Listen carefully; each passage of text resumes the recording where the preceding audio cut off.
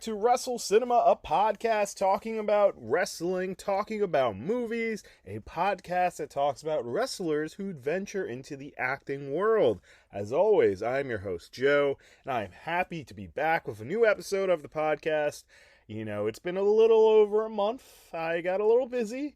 It sucks when there's a lot of things you have to do in your life, you know, the things you enjoy the most, such as podcasting, streaming, creating content on the side, gets put in the back burner. But here we are today with an episode, and on today's episode, I will be talking about AEW Grand Slam. I'm super excited to be talking about it. I just came back from it a little over an hour ago, and I'm super pumped about AEW, specifically this show. It was a great time. If you like pro wrestling, if you like graps, AEW delivers. There's some other things I wish they were to, do a little bit on these shows, but hey, we'll discuss that. So yeah, we're talking about just Grand Slam, doing a little short and sweet episode because Monday I will be dropping a new episode. I'm going to be, I'll tell you in a second, but we're going to be discussing the Mr. McMahon documentary that just came out on Netflix. I saw one episode Wednesday morning, and I am interested to see more, to say the least.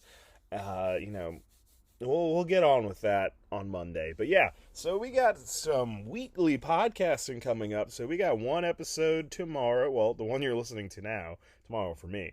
But the one you're listening to now about AEW Grand Slam, a little short and sweet. And then come Monday, you'll have my whole breakdown of the 6-part series that is the Vince McMahon documentary on Netflix. And then we shall see where we go on from next in terms of the podcast. Of course, I want to talk about movies. I want to talk about anything wrestling related. I also want to stay up to date with anything that releases within, this podcast time of being. So with that, we're going to talk about this Vince McMahon documentary next week. I think the following week, because I'm testing out weekly podcasts. We'll see. I used to be a weekly podcast, but then I got so busy. But I would like to bring it back. I think that'll be a good way, but we shall see. I say a lot of things and don't get as many things done as I would like. But, alright, so here's the agenda. We got today's episode, AEW Grand Slam, reviewing, just talking about my experience, enjoying the show. Then, come Monday, Tuesday the latest, Vince McMahon documentary on Netflix, talking about every episode, talking about the things we learned, how we felt about it. We'll talk about that. Then, the next week, I plan on reviewing and discussing Queen of Villains. That's that new wrestling show on Netflix. So there's 2 new wrestling related content on there. But I will be talking about the Queen of Villains show. And maybe we'll see what can happen in terms of getting someone on the show with me. That is something I really want to do. I want to start venturing out and getting some guests on here. It would be really sick. But we'll see. That's the plan agenda. It might change slightly. Maybe I'll switch something in between before Queen of Villains so I could give it more, of an opportunity to really listen to it and understand it, and possibly see if I can get a guest. We will see. But if you haven't already with this 3-minute intro, check us out, WrestleCinema, on all podcast platforms. If you're listening, obviously you can find us on Spotify, Apple Music, Amazon, YouTube, you name it, we got it. WrestleCinema is also on Twitter, Instagram, TikTok, Facebook. We're everywhere, and I am trying to make enough content for everything. I'm still trying to figure out what will be the specific videos that we can make for WrestleCinema, but if you just want wrestling content in general, you can check out our Instagram, our TikTok. I post images that I find that are cool. I post, clips or memes that I enjoy or create. So go check that out at WrestleCinema. And hey, it's Joe. That's if I didn't already say my name. If you're interested in what I do and any of the things I'm interested in, at Dahomey Joe Bro is my handle on Instagram, TikTok, Twitter, you name it. I'm always tweeting about something, wrestling, gaming, movies, you name it, I got it. And on YouTube, I have some stuff coming out in the future. I stream. I got some streaming plans set up. So hey, Got a lot of stuff in the works, but this has been 5 minutes of talking, but not talking about AEW Grand Slam. So, let's get into it.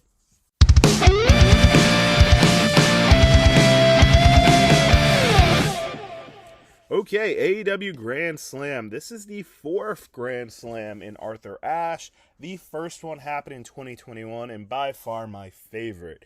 We had Kenny Omega versus Brian Danielson. The best match I have ever seen in person. We're going to forget that I just made that a little mistake.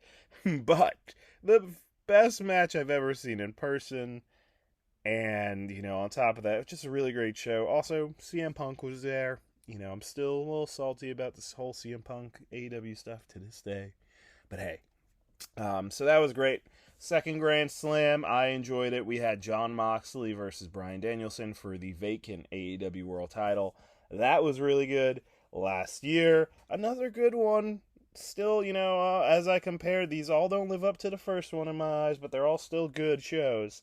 Last year we had Eddie Kingston winning the ROH World title from Claudio. Huge moment, great start. Then the main event, we had Samoa Joe and MJF, but unfortunately my boy Adam Cole has been injured ever since, and it pains me to this day. And then today, AEW Grand Slam, Dynamite, and Collision. 2 shows in one. TK, it was cool and all, but man, it is hard to sit through so much wrestling.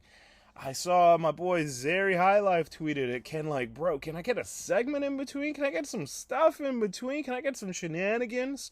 I get it. If you want to watch wrestling, if you want to watch graps, you watch AEW. If you want to watch sports entertainment, you watch WWE. But my biggest thing is WWE is slowly getting to the point where their matches, for the, not all of them are great, but some of them are really great TV matches. And then in between, you got some great promos, some great segments. I need AEW to get on board, man. I love that you're the alternative for some amazing in-ring competition. But I also need a little bit more in the story department for more than just, the main event. But, anyway. AEW Grand Slam, when I first got there, I was a tad bit disappointed because it was a warm, gloomy day. Actually, why did I say warm? It was kind of chilly. It was kind of chilly, to be honest. Last year was a bit warmer. This year, gloomy. I had this whole idea prepped. I was going to do some content. I got some WrestleCinema koozies I was going to give away. But when I got there, it was drizzling. The lighting wasn't great. The sun was almost going away. I couldn't do it. So I was a little disappointed. But I was like, you know what? Nigel McGuinness, Bryan Danielson will get me through this. That match will get me through this. So, anyway, wasn't able to do what I wanted in terms of content. But that's okay. There will be more opportunities. So I get into the show with my boy Nick. Shout out to my boy Nick. Shout out to my boy David. So we're there. First thing I notice, whoa, this is smaller. The first AEW Grand Slam, 20,000 plus people were there. Incredible. The second one, less. Third, even less. And now to the point where we started with over 20,000 in the first AEW Grand Slam to now about 8,000 plus for this show. So they actually dialed it back a bit. So I'm used to the big production for AEW with their screens, their tunnels, their giant ramp. None of that. This was they closed out a big part of the back section that normally would be surrounding the screen area. I remember there were people sitting there last year. No, that was blocked out. You couldn't sit there. The ramp, non-existent, just a little walkway. I told people in a Discord I'm in, it was a little bit bigger than the walkway WWE would do at MSG before they started using the same set everywhere. So very small entranceway, and everything was a lot closer. I sat in section 18, amazing seats. I felt very happy with where I was at. But, smaller setting. That was the first thing I noticed. But yeah, let's talk about AEW Dynamite because I could talk about Collision because they did a Collision match before before the show started. But this will, obviously spoilers if you haven't watched AEW Dynamite. Collision will be spoilers. Collision is on Saturday, but hey, I saw it today, so I will be spoiling it for you, so just be aware of that. Okay, they started off the show with Nigel McGuinness coming out, and I was like, oh, are we going to get the match? Are we actually going to get the match? Because I was kind of concerned. I was like, what if, TK, that sick son of a bitch, he's making merch, he's making videos on YouTube, he's doing all these things just to pull it out from under us and be like, Brian can't compete. That's what I was thinking. Before the match started, the announcers came out, and good old JR came out to announce, that he's going to be at the commentary table, he's going to go sit there. And in my head, I'm like, Jim Ross hasn't done a full show in forever, so I don't think this is what's about to happen. I think he's about to do one match, and if JR is going to call a match, yeah, it's going to be Bryan Danielson versus Nigel McGuinness. Nigel comes out, everyone's hyped, we're in Oasis, we're hyped, it's feeling good, and then Daniel Bryan's music hits. I keep saying Daniel Bryan! Bryan Danielson's music hits. And everyone's like, oh, okay, all right, he's coming out. Woo, it's his regular music. Nothing's happening. He's not coming out. I'm telling my boy Nick, I'm like, oh, they were so getting swerved. At the very least, I think what's going to happen is they're going to try and start the match. It's not going to happen, but this match will happen in the main event. That's what I thought it would have been. Well, Nigel gets the mic, calls that clam digger Brian, telling him he's frail and he's not here, tells the ref to start counting to 10, you got the ref starting to count, next thing you know, yeah, that's me doing the final countdown, because I'm not trying to get copyrighted. But yes, final countdown plays, Journey, and then walks out Bryan Danielson with the gold. My boy Nick was like, oh, he's going to shave his head. I'm like, oh, I hope that would be sick if he came out, shaved head, Nigel, frosted tips, but no. But Bryan Danielson did come out, got to hear the final countdown. It felt so good. I'll play a little clip for you guys. I guess there is no one to blame. Believe in God.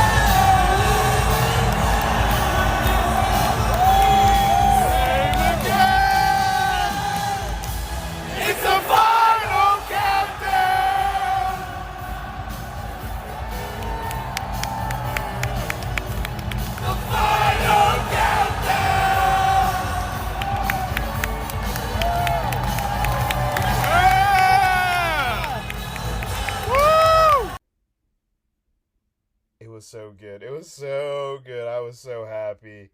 But yeah. So the match does actually happen. And let me put this out there. I have yet to see any of the Bryan Danielson, Nigel McGuinness matches.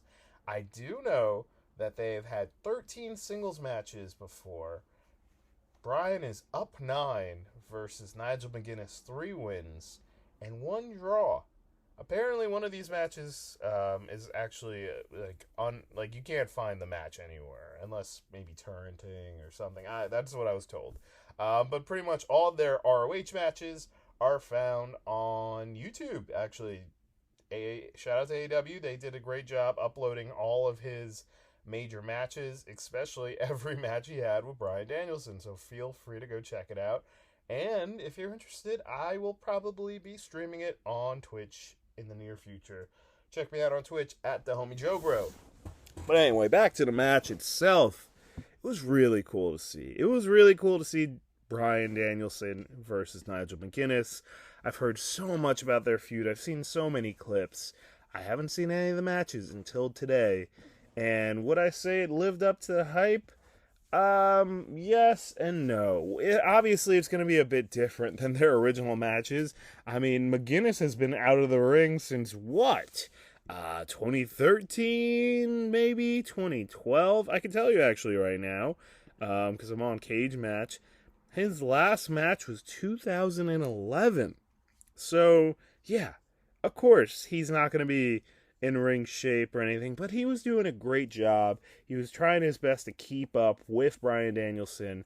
First time in the ring, singles match in since 2011. Because before that, obviously, amazing pop to see him pop up in AEW All In at London. Man, that was incredible. So being able to experience Nigel McGuinness, just phenomenal. I'm so lucky that this happened at AEW Grand Slam, because a year ago when rumors were going rampant that, hey, Nigel might come back to the ring, I was like, oh, they're going to do this show in London. They're going to do it in London. And then, of course, Bryan wins the gold. I'm like, oh, will it happen next year? When will it happen?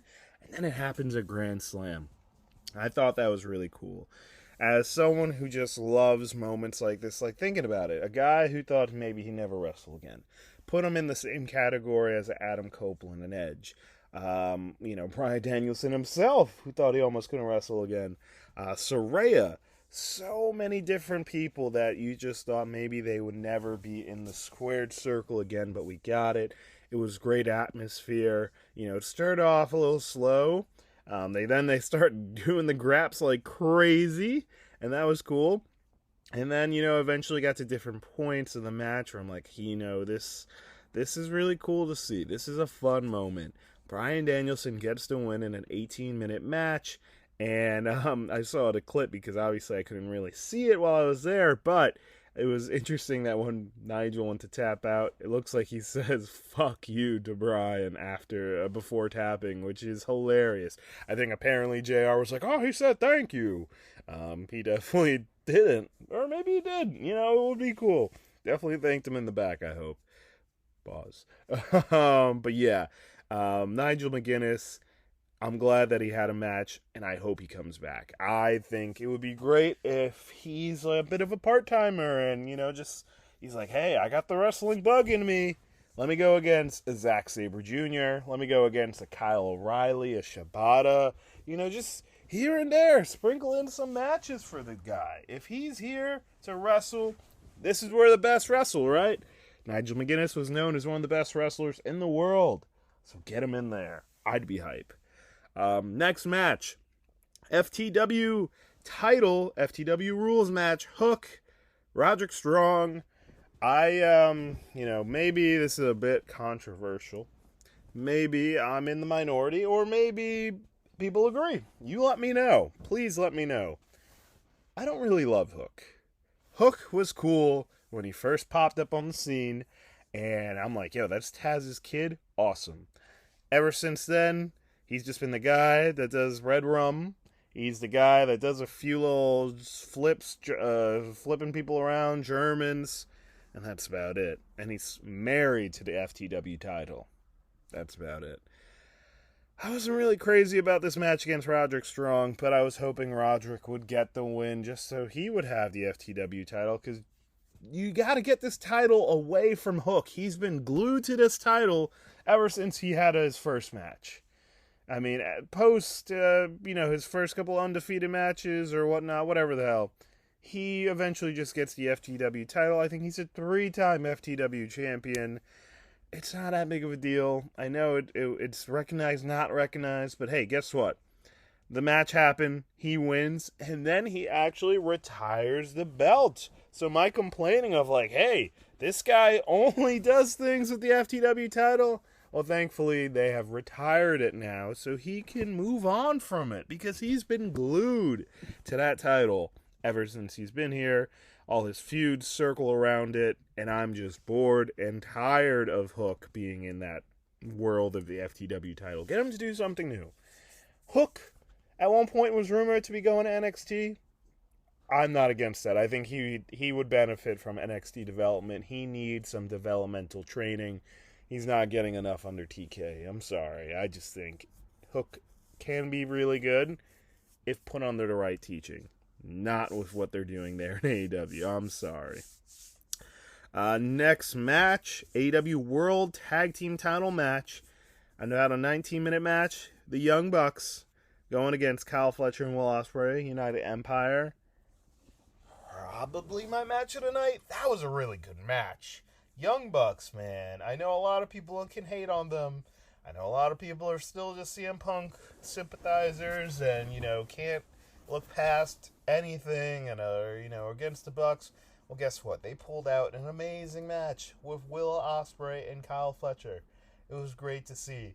I am so happy I've seen Will Ospreay now. What is this? 2 times, I think? This is my second time, I think, because the first time was at Forbidden Door.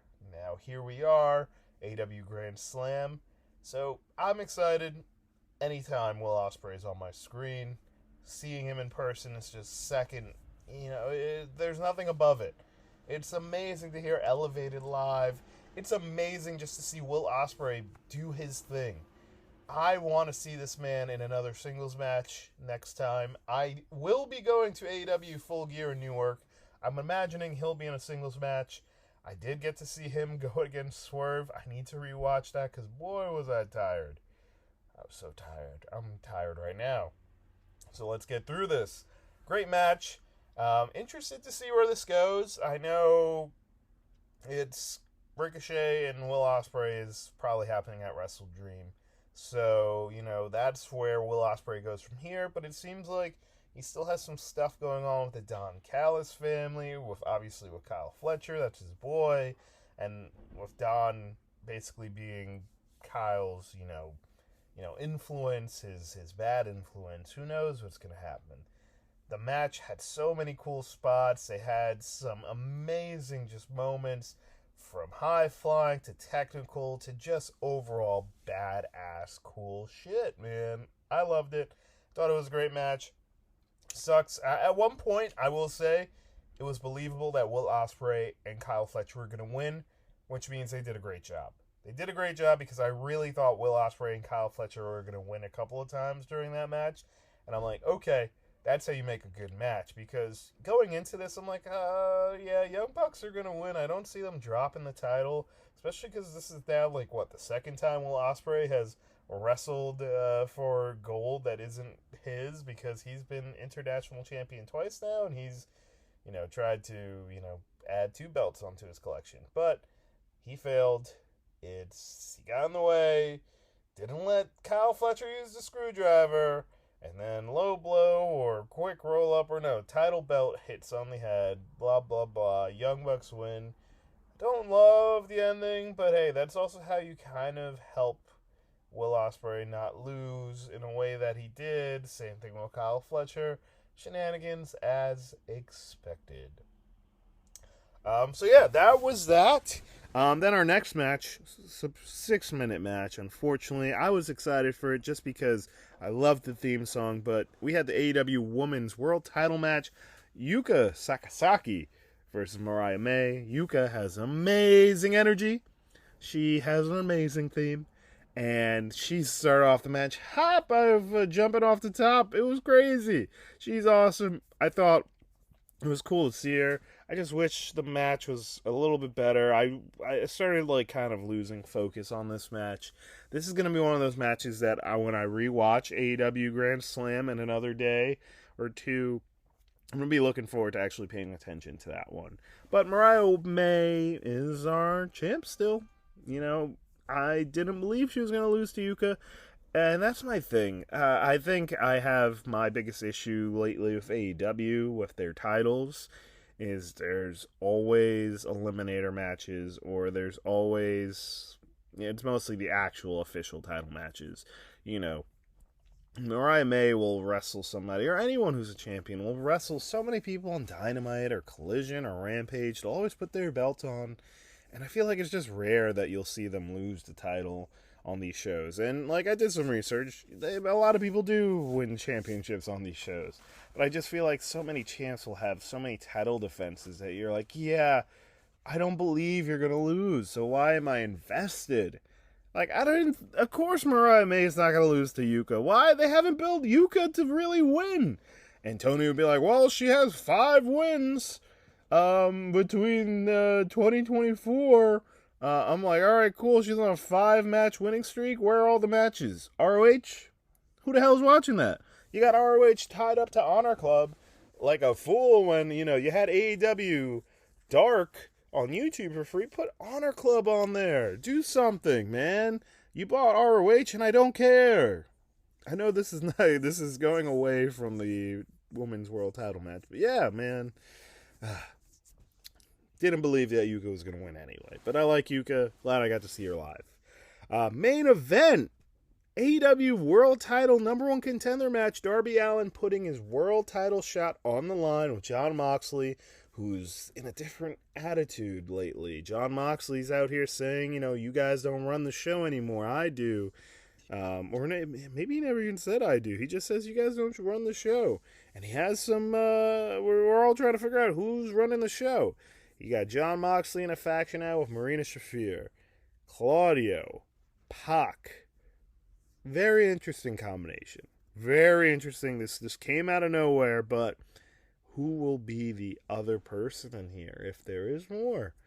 There's always the rumors of Shane McMahon, but we shall see. But yeah, Jon Moxley, Darby Allin, hard-hitting affair. These boys, Darby Allin's just a maniac. Simple. It's simple to say that. This man is jumping off of the turnbuckle for no reason, into steel steps, into the concrete floor. It was a mess. It was a mess in all the right ways, and this is what sets AEW apart from a WWE. It was really fucking cool. I enjoyed this match for what it was. Shocked that Jon Moxley actually won. I thought, I was trying to record a preview episode the other day, and I'm like, yeah, no way Darby loses. And there was a rumor at one point that Darby was going to beat Bryan Danielson for the title. Now he's not going to be in the match. It's never too late for this match to become like a triple threat match. But of course, Bryan really wants Jon, especially after the end of Dynamite, where the match ends, Jon Moxley wins. And then Bryan Danielson sneaks in and chokes the hell out of him. And then, you got not the BCC, but whatever the group Moxley has. They came out, Private Party comes out. But yeah, Bryan Danielson tries to choke Jon Moxley, and then he's like, yeah, I'm going to kick your fucking head in, and I'm wrestling you at Wrestle Dream. So, yeah, good show. Hey, title matches after title match. Dream match, a match no one ever thought would happen again. Really solid card. Probably my second favorite Dynamite right now, because I enjoyed it. And maybe it's recency bias, because it definitely is that I remember so much. But I don't really remember much from, the other Grand Slams. I need to kind of get, I need to revisit them again. Wait a second. I totally forgot. I'm getting out of here, but honestly, we're pretty much done with Dynamite. Biggest news out of Dynamite besides the matches? MVP is in AEW? Yo, I heard, so Prince Nana is out here talking about Swerve and how he's getting, he's trying to get healthy so he can come back. And next thing you know, he's like, yeah, like, Swerve's doing it all for the people. And you're, and I first noticed it. And then the second cough happens. I'm like, oh my God, I don't even see him. And I know that is Montel Vontavious Porter, MVP. I was super excited. I was so ready for Bobby Lashley to walk out.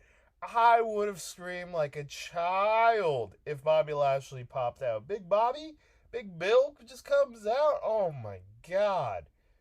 I was so ready, but they're not doing it yet. They're going to save it for us. I really hope TK gets Bobby, and they're going to save that match for us. Bobby Lashley, Swerve, Wrestle Dream, Full Gear, something. Give it to me. I want it. I want it bad. The only problem is, you could put Bobby against, anyone. Realistically, but I was just trying to think. I'm like, there's no big men that are also there for Bobby to wrestle. There's no one built like Drew McIntyre there that's like getting pushed all the time, I feel. Or I don't know, there's not enough big guys in there. Or maybe I'm wrong. I don't know. I'm trying to think, like, people of the caliber of Bobby Lashley. Not that many, but there's amazing talents, obviously. You got Will Ospreay, you got Ricochet, you got Swerve, you got so many. So we'll see where they end up going with this. But if he does come, I will be coming. Okay. AEW Collision Grand Slam. AEW Grand Slam Collision. That comes out on Saturday, but because I was there, obviously, I saw the show. I know what happened. If you're interested, I can tell you. Spoilers, obviously. So just be aware, this is the spoiler portion talking about Grand Slam Collision. So, with that being said, the first match of the entire night that I got to see, because I think they might have done like an ROH match at one point, but the first match, surprisingly, was the Jack Perry Open Challenge. Rumors were going around who it could be. I was truly hoping that Ricky Starks was going to answer. Sure, it means he would probably lose, or who knows, maybe he would win. But, man, just put Ricky on TV, Tony. What the hell? Tony, he's on contract, right? Put him on TV. Come on. Jack Perry goes against Minoru Suzuki, which I thought was really cool, but that match was like 6 minutes long and stopped to referee's stoppage, I think, because, Suzuki gets his head bounced off the steel steps, I think. Dumb. You're going to bring out Suzuki, make it a good match. This was not a good match. This was just irrelevant. Whatever. Jack Perry is still our champ. I don't have a problem with that. I just think the match itself should have been good. A match I barely watched was next. And also, let's put this caveat out there. I think they will probably switch around the order they're doing things for Collision, just because they put these random matches there, but I'm sure there needs to be some segments in between and shuffle it around a bit. But Chris Jericho, Big Bill, Brian Keefe, the Jericho Learning Tree, defeat the conglomeration of Mark Briscoe, Orange Cassidy, and Kyle O'Reilly. Not much for me to say there. Not much for me to say for this random next match that wasn't advertised. Brody King versus Action Andretti. And then after the match, the Righteous came out to attack Top Flight and Andretti. This, I will say, I was telling my boy Nick, I'm like, this is part of the problem with TK. I really enjoy TK, but hey, TK, Tony Khan, why put that match on the card? I know it wasn't advertised, but why? I know it's nice to feature a guy like Brody King, who I enjoy. It would be nice to feature, a guy like Action Andretti. But it was a quick squash match, and I don't really know why it even happened. Sometimes Tony Khan will just book matches and be like, oh, they're wrestling because they wrestle, and they're going to put on a good match. Give me something to care about. I did not care about that. And I like Brody King, and I like Action Andretti, but I did not care for this match one bit, and it lasted 4 minutes. So there is that. Next match, we had Saraya versus Jamie Hayter in a Saraya Rules match, which pretty much, to sum it up, because there was 10 different, pieces of this match. To sum it up, Saraya could do whatever she wants. Jamie Hayter can't. It's great to see Jamie Hayter back. This was a fun match. This was, I was shocked when they announced Collision. I'm like, oh boy, this is going to be rough. They better do something good. This was a good Collision. I would watch this Collision. I think I'm busy on Saturday, but I might check out this Collision. Jamie Hayter gets to win. Really good match. What I thought was going to be the main event, but wasn't. Hangman, Adam Page, Jeff Jarrett in a lumberjack strap match. And so when you say lumberjack strap match to me, I'm like, oh, so they're going to be strapped in the ring, but then there's lumberjacks outside to throw them back in? Interesting. But no, that's not what that means.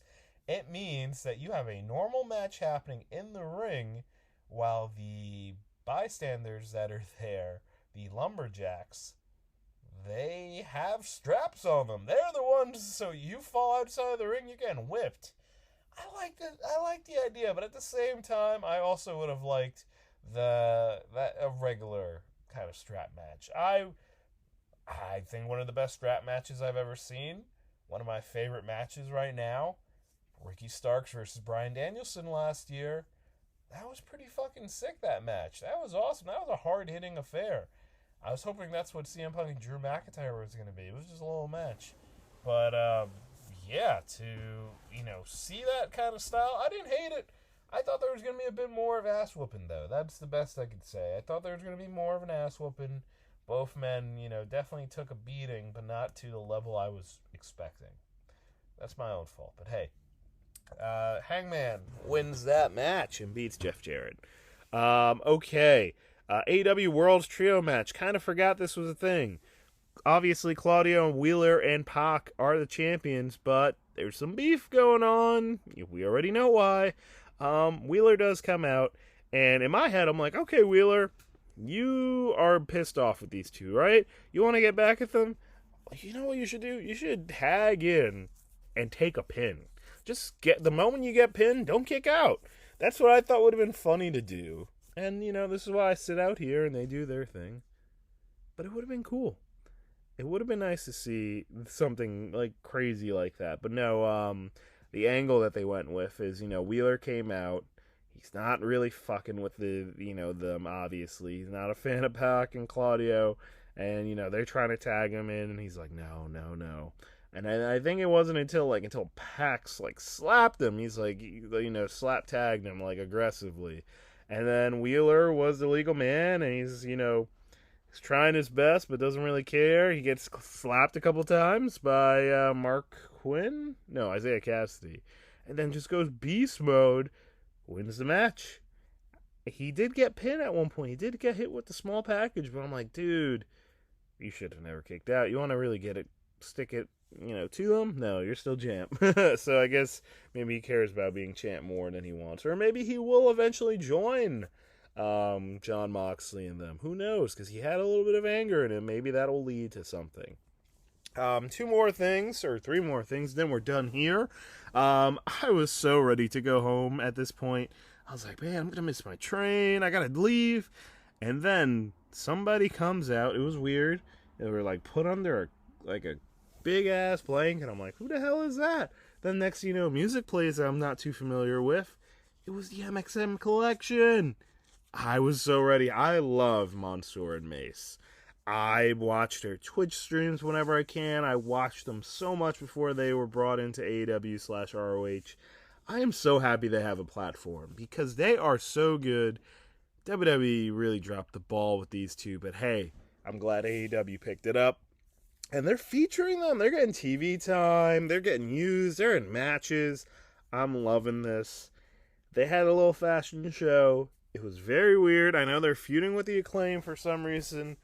I guess they're supposed to be like the chicken shit heels, but there's also kind of I don't know, they got some good love also there. I will say they got good love at Arthur Ashe, MXM, and I'm so happy for them. I truly wish nothing but the best for them. They are amazing. Oh, and talking about things that I just realized, I forgot to mention Mercedes Moné wasn't on the card, but hey, she popped up between the show to be like, hey, I'm Mercedes. And she gets booed like crazy here in New York. I don't know if it's a Boston thing because she is a Bostonian. She's from Boston. I don't know if it's because of that, but man, here, Forbidden Door, getting booed the hell out of. It's kind of crazy. I'm like, is she going to turn heel or something? But technically she kind of is, but she's not. I don't know. I don't know, but hey, we had her pop out. Anyway, MXM collection, love them. I'm glad they're over. This was the match I was truly hoping for, and it went longer than I thought, but it was still good. Lucha Libre 3-way hologram, Beast Mortis, and Dralistico. Hologram wins this. He's AEW's newest luchador. AEW's loving hologram on Collision. I thought it was awesome. Go check it out. Best way I could sum it up. I saw some spots. I was like, is this person alive? No, they are. Crazy. How? I don't know. So yeah, go check that out. Really fun match. Hologram takes away the win. And then I did not watch this match because I just did not care. And here's my last rant, and then we're done. AEW Continental Champion title eliminator match. Kazuchika Okada versus Sammy Guevara. Takeshita was right there. You could have put Takeshita in that spot. It would have been amazing. It could have been match of the year caliber. But no, they didn't. And I'm hoping someone is listening out there to be like, hey, let's make sure we get some opportunity to, put Okada and put Takeshita together. Like, please, someone make this happen. Please, I beg of you. I needed this. Anyway, I saw the entrance of Okada and a little bit of Sammy's, and then I walked away. I just started rambling there. But man, please give us Okada versus Takeshita. Just please. That's my best way to sum it up. Okada wins, obviously. I don't even know if the match was good, but I don't care. Because I'm tired now. That was a long one, but that was our show. I hope you enjoyed it. And I hope you enjoyed hearing me talk about Grand Slam. I'm not going to do only exclusive wrestling episodes all the time, only here and there. But hey, we're getting an episode out this week. I hope you're excited. I hope I add some intros and outros. We'll see if I do or do not. Maybe that will be on the next episode, which is Monday. And we're talking about the Vince McMahon documentary, so buckle up. Watch it if you can. If you have questions, comments, concerns, let me know at WrestleCinema on all social media platforms. You could also drop questions for me on Spotify if you want. You could drop messages in the DMs if you want to tell me opinions on the Vince McMahon doc. But anyway, it has been over 40 minutes now, so I am done here. Thanks, and see you Monday. Peace out.